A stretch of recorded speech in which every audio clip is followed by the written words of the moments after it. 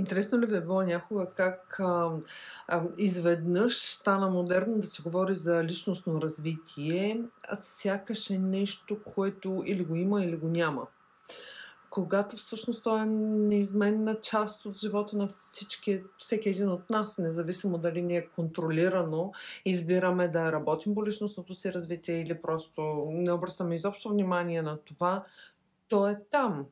И липсата на прогрес е просто наличие на изоставане. Това не е процес, който има също така и край.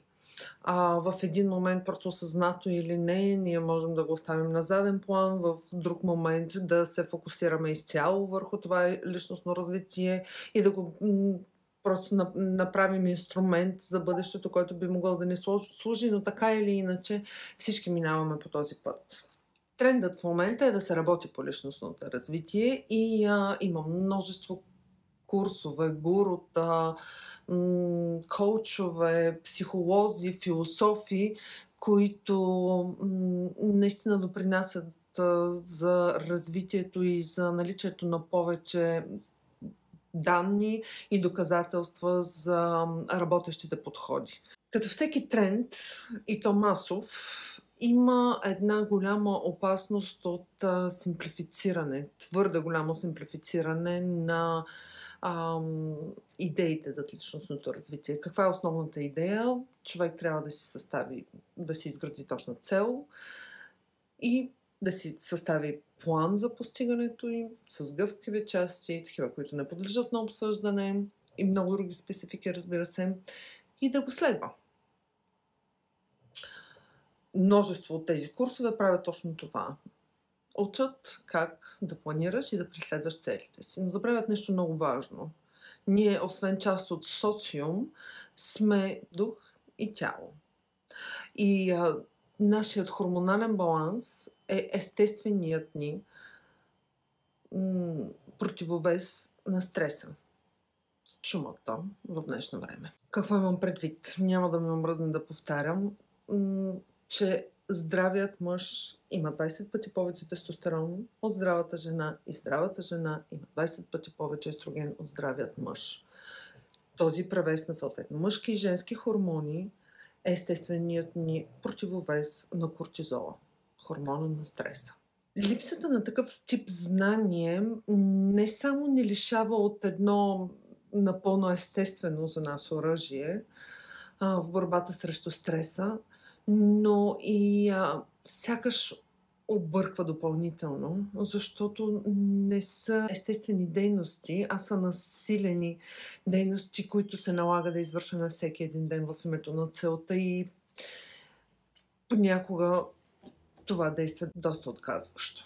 Това всъщност е и причината много хора да искат личностното развитие да има срок, да има край и да не го приемат като част от живота неизменно. Много хора гледат на постигането на целта като краен предел на развитие. Пред какво е изправен един съвременен мъж? Първо, от гледна точка на хормонален баланс, един здрав мъж е независим, твърд, непоколебим, взимащ решения, решаващ проблеми. Когато живеем в среда, където масово мъжете се развиват в офиси, независимо дали виртуални или не пространства, те са принудени да проявяват все по-женски качества, кооперират, да дават признателност, да измерват нивата на тона си, начина по който поднасят дадена информация и обратна връзка, да ходят на тимбилдинги и прочее. Ако те нямат инструменти, с които да компенсират тази естрогенова среда, а и нерядко и такава е средата в къщи, когато трябва да помагаш, защото и жената в случая е работеща и няма как дейностите да се разпределят без да си част от домакинството, то ти трябва задължително да имаш инструменти, с които да балансираш. На множество от тези курсове за личностно развитие не дават такива. И най-важното, не дават инструменти за разбиране и на противоположният пол, защото това е част от баланса. За съвременната жена предизвикателствата не са по-малко. Жената в нейната хормонална здравост е емоционално зависима, кооперативна, интуитивна, има нужда да се грижи, има нужда да възпитава. Това са все качества, които в бизнеса и в бизнес развитието ни не ни служат. Там се изискват повече тестостеронови качества и ние трябва да се научим също да балансираме. И даже бих казала в най-деликатния период, когато осъзнато тръгваме по пътя на личностното си развитие. Като коуч и психолог аз знам и вярвам, че всяко нещо може да бъде научено. Както лидерски качества, така и организационни качества, комуникационни качества, абсолютно всичко. Практиката ми го е доказала, практиката на множество хора, на чието знания аз съм стъпила също. Много важно знание в този път и особено в началото е знанието за това как да придобиваме нови навици и как да се отърваваме от тези, които вече не ни служат, а доста често и ни пречат. Всички тези аспекти, важни в определене пътя ни напред, съм събрала в един курс, който нарекох "Превърни най-добрата версия на себе си в навик". Защото искам не само да моите клиенти да умеят да планират.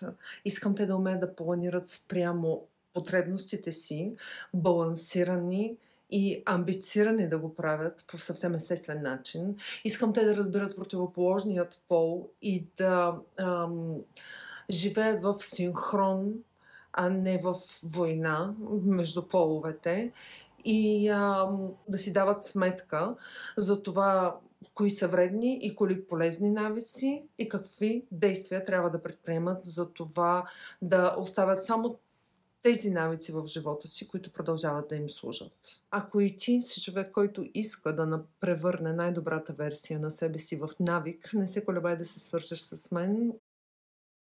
Всеки записал се си има собствен файл, който може да разпечата, където не само има списани знания по темите, за които говорим и които обсъждаме, но и доста страници за попълване на планове, така че да, работа е. Ще се справите.